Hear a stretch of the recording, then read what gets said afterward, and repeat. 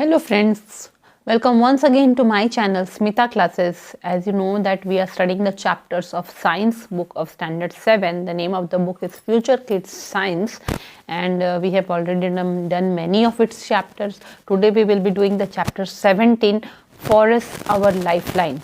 It is a standard 7 science book chapter. Future Kids Science, the book name is Future Kids Science and the chapter is Forests Our Lifeline, chapter 17. We will start reading, then I will explain it to you. Forests are an immeasurable wealth for us. Forests provide wood for making buildings, furniture, paper and fuel. They purify the air we breathe, moderate the climate, help in the preservation of soil and play a big role in keeping water clean. Thus, a forest acts as the purifier of air and water. Forest is a source of many valuable raw materials. It is also the habitat of different kinds of plants, animals, microorganisms as well as tribal people. We think of forest as an area where big trees grow close to each other. It is right, but it also has a variety of other plants such as herbs, shrubs, mosses, wildflowers and fruits. The type of plants found in different forests vary depending on the climatic conditions of the region the forest is situated in. There are many kinds of animals and birds also, small and big, in a forest. The forest is a dynamic living entity full of life and vitality. There are different types of forests in India. These are categorized into 5 main groups: evergreen, deciduous, coniferous, marshy and thorny forests. The trees and plants can grow in the forest on their own and regenerate the forest. The strata of forest or the structure of forest. A forest area can be divided into layers or strata. Each layer is habitat for different kinds of animals, birds and microorganisms. Starting from the bottom, there are 5 main layers: the forest floor, the herb layer, the shrub layer, the understory layer, the canopy. क्या है कि forest हम लोग के लिए क्या है, forest हमारा लाइफ लाइन है ना, हमारे जीने के लिए बहुत ज़रूरी है। जंगल होना हमारे जीने के लिए बहुत ज़रूरी है, ठीक है। एक इमेजरेबल वेल्थ है हमारे लिए ये एक अथाह खजाना है, ऐसा खजाना है जिसे कि हम लोग मेज़र नहीं कर सकते कि उसका कितना अमाउंट है। वो एक तरह का खजाना ही है, हमारे लिए ट्रेजर है, ठीक है। फॉरेस्ट से क्या मिलता है? लकड़ियाँ मिलती हैं जिससे कि लोग बिल्डिंग्स के विंडोज़ डोर्स बनाते हैं, फर्नीचर बनता है, बेड सोफ़ा चेयर्स ये सब बनता है, स्कूल के डेस्क बनते हैं, पेपर बनता है फॉरेस्ट के पेड़ों से, फ्यूल जो है जलाने के काम आती है लकड़ियाँ। साथ ही साथ कोयला भी वहाँ प्रोड्यूस हो जाता है क्योंकि ज़मीन के नीचे दब जाते हैं जो सड़े हुए प्लांट एनिमल है, तो धीरे धीरे कोयले में बदल देते हैं, ठीक है। साथ ही साथ फॉरेस्ट के पेड़ों से हम लोगों को क्या मिलता है? शुद्ध एयर मिलता है, वो ऑक्सीजन रिच एयर मिलता है, यानी वो हमारे एयर को, जो हमारे आसपास एयर है जिसे हम सांस ले रहे हैं, उसको वो प्यूरिफाई कर देता है ना, उसे स्वच्छ बना देता है। मॉडरेट द क्लाइमेट को वो ठीक रखता है। जितने पेड़ रहेंगे ना, आपको ना बहुत गर्मी लगेगी ना बहुत ठंड लगेगी, मॉडरेट क्लाइमेट रहता है। Help in preservation of soil, ये आपने पहले चैप्टर में भी पढ़ा कि पेड़ों की जो जड़ें होती है वो मिट्टी को पकड़ के रखती है, तो मिट्टी का जो टॉप लेयर है वह वाटर या विंड से हट नहीं जाता। विंड जोर से बहेगी तो वह उड़ नहीं जाता है, वाटर जोर से बहेगा तो वह बह नहीं जाता है। टॉप लेयर जड़ें बांध कर रखती हैं, इसीलिए top layer fertile layer preserve होके रहता है।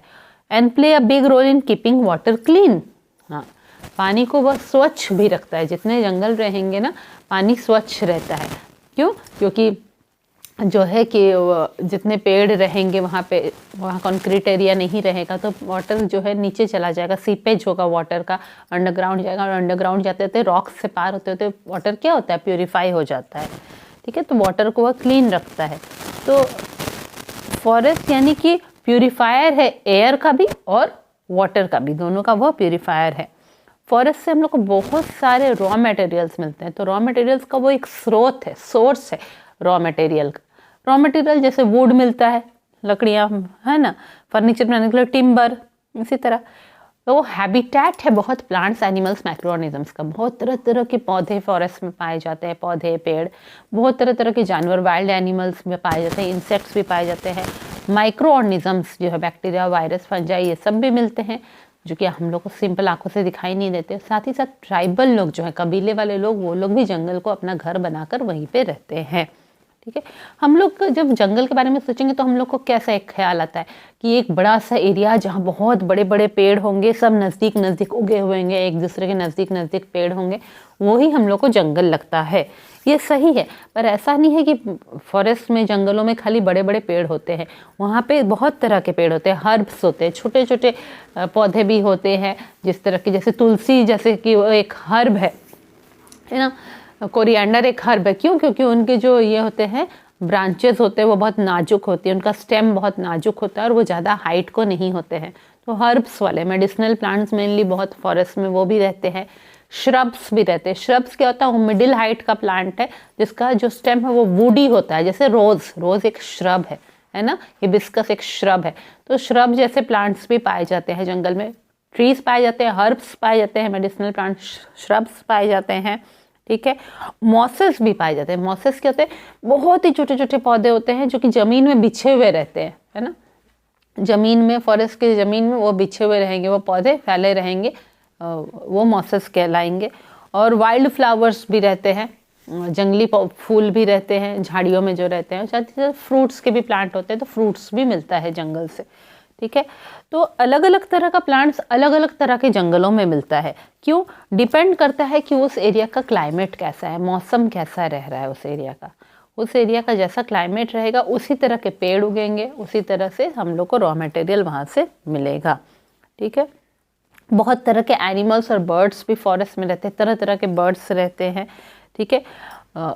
छोटे एनिमल्स भी, बड़े एनिमल्स भी, छोटी बर्ड्स भी, बड़ी बर्ड्स भी, ये सब जंगलों में रहते हैं। तो forest is a dynamic living entity. Dynamic living entity का मतलब वह एक जीता जागता चीज़ है फॉरेस्ट, और वो डायनामिक है, मतलब वो हमेशा चेंज हो रहा है, जीता जागता है और साथ ही साथ चेंज होते जा रहा है, हमेशा एक सा नहीं रहेगा। आप देखेंगे कल वो पौधे हैं, उसके कुछ महीनों बाद वो पौधे सूख गए, दूसरे पौधे उगे हुए, है ना। तो वो डायनेमिक है, वो जीता जागता है, जीता जागता एक लिविंग बॉडी जैसा हम लोग कह सकते हैं। उसमें फुल ऑफ लाइफ है, वहाँ पे पेड़ पौधे, एनिमल्स, इंसेक्ट सब है, भरे हुए हैं, full of life and vitality. उसका स्ट्रेंथ भी है, फॉरेस्ट का अपना स्ट्रेंथ भी है, क्योंकि उससे हम लोग को तरह तरह के रॉ मटेरियल्स भी मिलते हैं और वह एयर को, वाटर को प्योरीफाई करता है। तो इंडिया में भी अलग अलग तरह के फॉरेस्ट हैं, उनको 5 मेन ग्रुप में डाला गया है। एक है एवरग्रीन फॉरेस्ट, एक है डेसिडुअस, एक है कॉनिफरस, एक मार्शी और एक थॉर्नी फॉरेस्ट है। पेड़ और पौधे जो हैं फॉरेस्ट में अपने आप ही उग जाते हैं, उन्हें हमें लगाना नहीं पड़ता है। इस तरह वो फॉरेस्ट को रीजेनरेट करते हैं। फॉरेस्ट के जो पेड़ पौधे मर गए उनकी जगह नए नए पेड़ पौधे अपने आप उगते जाते हैं, तो फॉरेस्ट रीजेनरेट होता जाता है, हमेशा जीता जागता रहता है, ठीक है। फॉरेस्ट के लेयर को अब है कि यहाँ बोला जा रहा है एवरग्रीन, एक तरह का कैटेगरी क्या है, एवरग्रीन फॉरेस्ट है, यानी कि इसके पत्ते, सारे पत्ते झड़ते नहीं हैं एक बार में पेड़ के, वो पूरे साल ही हरा भरा दिखाई देता है। हाँ, जिस जंगल के पेड़ों के पत्ते हरे भरे पूरे साल दिखाई देते हैं वह एवरग्रीन फॉरेस्ट होगा। डेसिडुअस फॉरेस्ट होते हैं जो कि ऑटम के सीज़न में या कुछ पर्टिकुलर सीज़न में वहाँ के पेड़ के पत्ते सब झड़ जाते हैं और फिर नेक्स्ट सीज़न में आने में पत्ते आते हैं, ठीक है। तो वो डेसिडुअस फॉरेस्ट हुआ। कॉनिफरस है, कॉनिफरस मेनली आपका माउंटेन्स वगैरह में ये फॉरेस्ट रहता है, जिसके पत्ते कौन कौन शेप के रहते हैं, है ना। कॉनिफरस फॉरेस्ट है जो ठंडी जगह पे, स्नोई एरिया सब में जो रहता है। मार्शी फॉरेस्ट है जो कि दलदल वाले एरिया में जो जंगल रहता है, खासकर डेल्टा सबके पास, जहाँ रिवर का डेल्टा होता है, जहाँ वो समुद्र में गिरने वाली होती है, उस आसपास के एरिया में थोड़ा दलदल रहता है, मार्शी फॉरेस्ट वही रहता है। और थॉर्नी फॉरेस्ट, कुछ कुछ ऐसे भी जंगल होते हैं जहाँ पे कि खाली कांटे वाले पौधे मिलते हैं, ठीक है, तो वो थॉर्नी फॉरेस्ट कहलाता है। जहाँ के मतलब शायद वहाँ उतनी बारिश वारिश नहीं होती है, थोड़ा डेजर्ट एरिया टाइप, तो वहाँ थॉर्नी ये सब जो है कांटे वाले पौधे ज़्यादा होते हैं, ठीक है। अब द स्ट्रेटा ऑफ फॉरेस्ट और the structure of forest, forest का स्ट्रक्चर कैसा रहता है, कैसे उसकी बनावट रहती है, ठीक है। तो फॉरेस्ट को मेनली 5 लेयर में डिवाइड किया गया है, ठीक है। हर एक लेयर में अलग अलग तरह के जीव जंतु रहते हैं, एनिमल, बर्ड्स हर एक लेयर में रहते हैं, ठीक है। तो सबसे नीचे वाला इसको अलग अलग लेयर किया है। पहला है फॉरेस्ट फ्लोर, जंगल की जमीन। हर्ब लेयर, जो छोटे छोटे पौधे उगते हैं, मेडिसिनल प्लांट्स छोटे छोटे हाइट के। श्रब लेयर, जो मिडिल हाइट के प्लांट्स होते हैं जिनका वुडी स्टेम होता है। द अंडर स्टोरे लेयर, ठीक है, अंडर स्टोरी मतलब पेड़ के जस्ट नीचे नीचे छाया वाली जगह में जो थोड़ा दिखाई देंगे वो कहलाएगा अंडर स्टोरी लेयर, मतलब लता वगैरह टाइप का, पढ़ेंगे हम लोग आगे। और कैनोपी होता है एक और, ये फिफ्थ है कैनोपी। कैनोपी क्या होता है कि जब पेड़ की शाखाएं बहुत बढ़ जाती हैं, डाल बढ़ जाते हैं, ब्रांचेस, और वो एक दूसरे को ढक देते हैं, तो बीच में थोड़ा थोड़ा सा खाली जगह रहता है जहाँ से सनलाइट नीचे आता है, ठीक है। तो ये जो वो ढक के जाल जैसा बना देते हैं उसे ही कैनोपी कहते हैं, ठीक है। हम लोग आगे इसको पढ़ते जाते हैं। The forest floor layer receives only 2% of sunlight. The forest floor is the layer that touches the earth. It is basically comprises of moss, fallen leaves, and twigs from the upper layers. It also includes earthworms, insects, millipedes, beetles, ants, spiders, and other microorganisms like bacteria, fungi, etc. The animals like deer, lion, tiger, bear, etc. live on the forest floor. The layer just above the forest floor is known as herb layer. It is the lowest layer of vegetation in the forest. It mainly consists of plants that have soft stems. These plants grow early so as to get sufficient sunlight before the canopy leaves open and obstruct sunlight. For example, ferns, wildflowers, and grasses. Just above the herb layer, the shrub layer, which as the name suggests consists of shrubs. Shrubs spread out as they are multi-stemmed. They have woody stem but do not grow as tall as a tree. The understory is the next layer. The trees in this layer do not grow as tall as the trees in the canopy. It consists of smaller trees and tree saplings. These are usually the trees that require shade to grow, and the shade of the canopy, which is the topmost layer, benefits them. The smaller trees grow to become bigger trees only when tall trees die and open gaps in canopy. The canopy topmost layer receives the maximum sunlight. Birds, insects, and mammals that eat fruit live in the canopy. The uppermost branches and leaves of tall trees, which act like a roof over the forest ground, is called canopy. The branchy part of a tree above the stem is known as crown of the tree. India is said to be one of the 12 identified mega biodiversity centers in the world. ठीक है, तो 5 layer में divide किया गया। सबसे पहले forest floor जो है वो जंगल की जमीन होती है, ठीक है, वो लेयर जो कि अर्थ को टच कर रहा है ना, पृथ्वी की जमीन को जो टच कर रहा है फॉरेस्ट की जमीन, वही फॉरेस्ट फ्लोर होता है। उसमें क्या रहते हैं, मॉस रहते हैं। मॉस मैंने आपको बताया ना, जो जमीन में बिछे बिछे पौधे जो होते हैं, बिल्कुल जमीन के लेयर पे जो बिछे बिछे घास टाइप के पौधे होते हैं उन्हें मॉस कहते हैं। वहाँ पत्ते गिरे हुए रहते हैं, जो पेड़ों के सूखे पत्ते होते हैं वो गिरे रहते हैं, ट्विग्स गिरे रहते हैं, पेड़ की सूखी डालियाँ भी गिरी रहती हैं, झाड़ियाँ गिरी रहती हैं, ठीक है, ऊपर के लेयर सबसे, ठीक है। और वहाँ पे क्या रहता है, अर्थवर्म दिखते, केंचुए दिखाई देंगे हम लोग को, छोटे छोटे इंसेक्ट्स चलते हुए दिखाई देंगे, मिलीपीड्स जो होते हैं बहुत सारे पैरों वाले इंसेक्ट्स होते हैं, बीटल्स जैसे लेडी बर्ड भी हम लोग कहते हैं, है ना, वो चींटियाँ दिखाई देंगी, स्पाइडर दिखाई देंगे, ये सब फॉरेस्ट फ्लोर में दिखाई देंगे। साथ ही साथ वहाँ पे बैक्टीरिया और फंजाई भी रहते हैं। अब कुछ जो टेरेस्ट्रियल एनिमल्स होते हैं जो कि ज़मीन में रहते हैं, वो एनिमल्स उस फॉरेस्ट फ्लोर पे रहते हैं, जैसे कि लायन, डियर, रैबिट, बियर, ठीक है, ये सब जंगल की ज़मीन में रहते हैं, फॉरेस्ट फ्लोर में रहते हैं। अब फॉरेस्ट फ्लोर के जस्ट ऊपर का लेयर क्या होगा, वह हर्ब लेयर है, ठीक है, that is the lowest layer of vegetation in the forest. माने जो सबसे छोटा जहाँ पे पौधे जन्म ले रहे हैं वह ये हर्ब लेयर है, जो कि बहुत छोटे छोटे पौधे होते हैं और जिनके स्टेम्स बहुत ही नाजुक होते हैं, ठीक है, सॉफ्ट स्टेम होते हैं। अब क्या है कि जब बहुत बड़े बड़े पेड़ जंगल में नहीं हुए होते हैं, बड़े नहीं हुए होते हैं पेड़ सब, उस समय छोटे छोटे पौधे जल्दी जल्दी ग्रो कर जाते हैं। दे ग्रो अर्ली, क्यों, ताकि उनको सनलाइट मिले, अच्छे से सफिशिएंट सनलाइट मिले, और वो जल्दी जल्दी अपने आप को बड़ा कर लेते हैं। क्यों, क्योंकि जब बाकी पेड़ बहुत बड़े हो जाएंगे और कैनोपी बना देंगे अपनी लंबी लंबी डाल शाखाओं से, पूरे ऊपर जाल जैसा बना के ढक देंगे जहाँ से बहुत थोड़ी थोड़ी सनलाइट अंदर आएगी, हाँ, उसे कैनोपी कहते हैं। तो कैनोपी बनाने के पहले जब ये पेड़ बहुत बड़े नहीं हुए, उसी समय ये छोटे छोटे हर्ब्स जल्दी जल्दी ग्रो कर जाते हैं, जो कि सॉफ्ट स्टेम वाले होते हैं। जैसे कि मैंने आपको बताया कोरिएंडर एक हर्ब है ना, स्पाइनेच और तुलसी, ये सबको हर्ब के कैटेगरी में हम लोग डालेंगे, ठीक है। तो इसमें और एग्जाम्पल क्या है हर्ब का, ferns, wild flowers and grasses, जो जंगली फूल होते हैं छोटे छोटे नीचे उगे रहते हैं, घास होती है, और फर्न्स होते हैं, ये भी एक तरह के पौधे होते हैं, ये सब जो हैं वहीं पे नीचे के लेयर में मिल जाते हैं। अब जो है हर्ब लेयर के ऊपर वाला लेयर होता है श्रब लेयर। श्रब लेयर आप जानते हैं, वो थोड़े मीडियम साइज के पौधे होते हैं जिनकी की शाखाएं चारों तरफ बहुत फैल जाती है और वो मल्टी स्टेम्ड होते हैं, माने उनके बहुत सारे स्टेम्स निकले रहते हैं, शाखाएं फैली हुई रहती हैं। उनका वुडन स्टेम रहता है पर वो पेड़ों जितने लंबे नहीं होते, वो मिडिल साइज के होते हैं, हम लोग के हाइट के जितने होंगे। ठीक है, श्रब्स रहते हैं। थर्ड लेयर श्रब लेयर रहा। अब उसके ऊपर नेक्स्ट लेयर क्या है, अंडर स्टोरे है। ठीक है, अंडर स्टोरे लेयर क्या है कि बहुत बड़े बड़े पेड़ से थोड़े छोटे हाइट वाले पेड़ वो इस अंडर स्टोरे लेयर में आएंगे। ठीक है, इस लेयर के जो पेड़ हैं वो बहुत बड़े बड़े पेड़ों जैसे नहीं बन पाएंगे कि बना के बहुत लंबे हो जाए और कैनोपी बना दे, वैसा वो नहीं बनाएंगे। वो थोड़े कम हाइट वाले पेड़ रहेंगे। ठीक है, और यानी कि वहाँ स्मॉलर ट्रीज रहेगा और ट्री सैपलिंग्स भी रहेगा। वो पेड़ के जो बीज नीचे गिरे हैं ज़मीन में वो भी छोटे छोटे पौधे बन के थोड़े लंबे लंबे हो गए हैं, तो वो ट्री सैपलिंग्स और छोटे छोटे साइज के पेड़ ये सब अंडर स्टोरे में आएंगे। ठीक है, ये पेड़ वो हैं जिन्हें छाया की ज़रूरत है ग्रो करने के लिए। इन्हें बहुत धूप मिलेगी तो ये नहीं ग्रो कर पाएंगे, इसलिए कैनोपी इनको फ़ायदा देता है। कैनोपी के शेड में, कैनोपी की छाया में यह बढ़ते चले जाते हैं। ठीक है,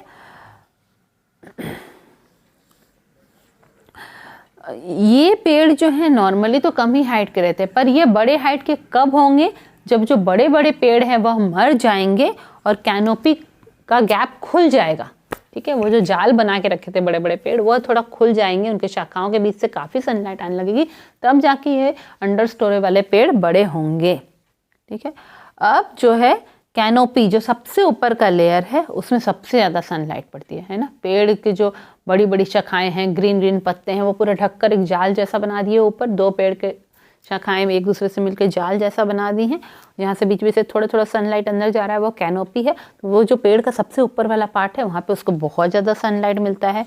तो जो चिड़ियाँ होती हैं या जो इंसेक्ट्स होते हैं या ऐसे मैमल्स होते हैं जो कि फ्रूट्स खाते हैं वो कैनोपी में रहते हैं। मैमल्स आप जानते हैं ना, मैमल्स कैसे होते हैं, जो जो नए बच्चों को जन्म देते हैं, अंडे नहीं देके वो नए बच्चों को जन्म देते हैं, उनको फीड कराते हैं, वो मैमल्स कहलाते हैं। तो ये जो है बर्ड्स, इंसेक्ट्स और मैमल्स सब जो है जैसे कि मंकीज वगैरह जो हैं वो फ्रूट्स खाते हैं और वो सबसे ऊपर वहाँ पे रहते हैं कैनोपी में। तो जितने भी पेड़ के ऊपर की सबसे ऊपर की शाखाएं और उनके पत्ते हैं वह जंगल के ऊपर एक छत के जैसा बना देते हैं, रूफ ओवर द ग्राउंड बना देते हैं।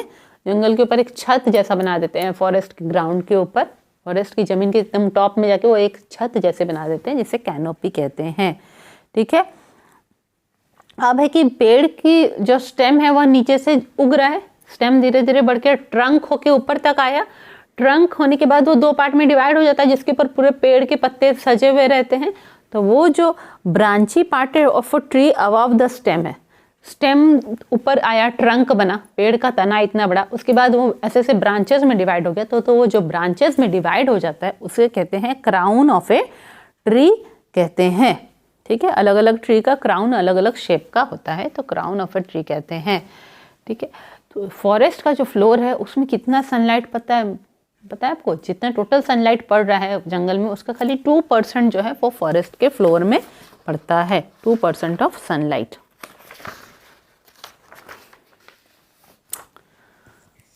Role of decomposers in a forest. The forest floor is the area where fallen, decomposing leaves, twigs, dead plants, dead animals and of forest animals, their dung and droppings lay together with microorganisms and other bacteria and fungi. Forest floor is known as the life of forest. Maggots, worms, bacteria, molds and fungus feed on the dead remains of plants and animals. Collectively, these are known as decomposers. Decomposers break down dead leaves, branches, dead animals and animal waste to form humus which contain nutrients. These nutrients can then be taken up by the roots of plants, enabling them to grow and develop. Organic material is naturally recycled.